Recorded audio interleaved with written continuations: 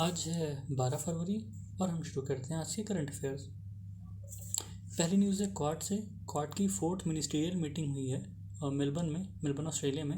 वहाँ कई चीज़ों पर बात हुई, उसमें से एक है वैक्सीन।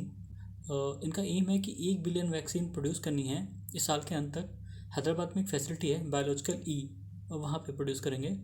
और क्वाड की जो समिट है इस साल की, मतलब 2022 की, वो टोक्यो में होगी। लास्ट टाइम यूएस में हुई थी।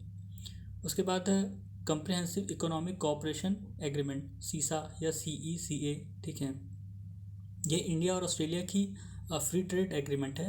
अभी निगोशिएशंस हो रहा है, अभी ख़त्म नहीं हुआ, ये फाइनलाइज नहीं हुआ है। ठीक है, उसके बाद है बिहार जो है वो स्कैन टनल्स बनाएगा। स्कैन टनल्स क्या होते हैं?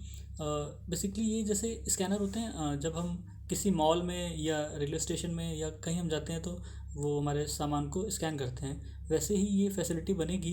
इसमें बड़े व्हीकल्स को स्कैन किया जाएगा, ट्रक वगैरह को, खासकर जो बिहार से सटे बॉर्डर स्टेट हैं वहाँ से आने वाले ट्रकों को या व्हीकल्स को। ठीक है, जैसे बिहार यूपी, बिहार झारखंड, बिहार बंगाल। ठीक है, वो सब जो बॉर्डर से आते जाते हैं व्हीकल्स, उनको, क्योंकि वहाँ लिकर बैन है तो लिकर की स्मगलिंग होती है और उसको रोकने के लिए वो ऐसी फैसिलिटी लगाना चाहते हैं। फिर है district development coordination and monitoring committee. ठीक है, इसको दिशा नाम से भी जाना जाता है। ये जो है डिस्ट्रिक्ट में सारे जो प्रोग्राम और स्कीम इम्प्लीमेंट होते हैं उनकी मॉनिटरिंग करती है, उनकी देखरेख करती है। और दिशा की मीटिंग होती है हर 3 महीने में एक बार, यानी साल भर में 4 बार इनकी मीटिंग होनी होती है। ठीक है, और इसमें जितने भी वहाँ के इलेक्टेड मेंबर्स हैं, MP MLA, वो सब पार्टिसिपेट करते हैं। उसके बाद है 12th प्रेसिडेंशियल फ्लीट रिव्यू। ये विशाखापट्टनम में होगी। अभी तक 11 हो चुकी है। ये काफ़ी इंपॉर्टेंट होता है नेवी के पर्पज़ से भी, क्योंकि जो हमारे इस समय राष्ट्रपति हैं कोविंद जी, वो 14th इलेक्टेड प्रेसिडेंट हैं। ठीक है, अगर नंबर वाइज देखा जाए, न्यूमेरिकल वाइज, तो वो 17th हैं, पर इलेक्टेड 14th हैं। क्योंकि कई बार ऐसा हुआ है कि कुछ एक्टिंग प्रेसिडेंट पे रह चुके हैं, अगर उनको काउंट करेंगे तो ये 17th हैं, लेकिन अगर सिर्फ इलेक्टेड प्रेसिडेंट काउंट करेंगे तो ये 14th हैं। और इस बार की थीम रहेगी Indian navy 75 years in service of the nation. ठीक है, उसके बाद है गवर्नमेंट ऑफ इंडिया ने अपना GDP डिफ्लेटर प्रोजेक्ट किया कि 3 से 3.5% रहेगा। ठीक है, GDP डिफ्लेटर क्या होता है? ये जो नॉमिनल वैल्यू और रियल वैल्यू, मतलब नॉमिनल GDP और रियल GDP में जो डिफरेंस होता है उसी को कैलकुलेट करते हैं।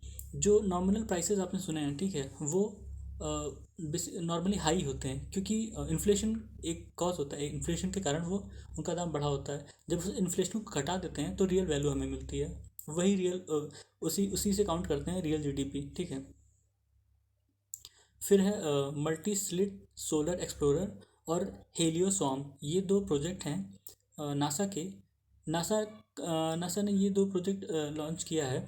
जो सन है, सन के अलग अलग जो भी उनके डायनामिक्स होते हैं उनको पढ़ने के लिए, उनको समझने के लिए, और हमारे सन और अर्थ के बीच में जो भी कनेक्शन है उसको समझने के लिए। ठीक है, उसके बाद गवर्नमेंट ऑफ इंडिया ने अपना टारगेट रखा है कि जो डीजल यूज़ होता है एग्रीकल्चर सेक्टर में, ठीक है, उसको 2024 तक रीन्यूएबल सोर्सेज से चेंज कर देना, मतलब रिप्लेस कर देना है। ठीक है, अभी जो हमारे ट्यूबवेल्स वगैरह यूज़ होते हैं उसमें डीजल लगता है। ठीक है, कुसुम एक योजना चली थी इसीलिए कि वो सोलर पैनल बेस्ड था। ठीक है, उसमें डीजल नहीं लगता था। उसके बाद है इंडिया के 7 एयरपोर्ट, उनको वॉइस ऑफ कस्टमर रिकॉग्निशन में सेलेक्ट किया गया है। ये एयरपोर्ट काउंसिल इंटरनेशनल की एक इनिशिएटिव थी, world voice of customer initiative. ठीक है, इसमें बेसिक पर्पस था कि जो कस्टमर की कंप्लेंट्स होती हैं उनको देखना और उस पर कौन रिस्पॉन्ड करता है, कौन जल्दी सुनता है। ठीक है, उससे रिलेटेड ये सर्वे था, इस एयरपोर्ट काउंसिल इंटरनेशनल ने किया था। उसको कहा गया था ACI-ASQ, मतलब airports council international airport service quality. ठीक है, ये सर्वे 2021 में हुआ था।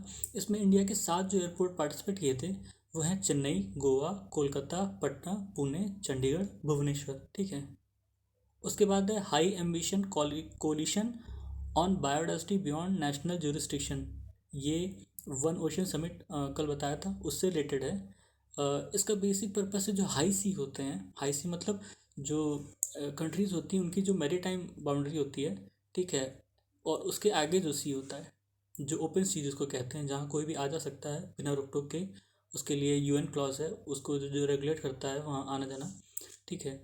तो उसमें जो ओशियन मरीन इकोसिस्टम है, ठीक है, उसको कैसे कंजर्व करना है, कैसे प्रोटेक्ट करना है।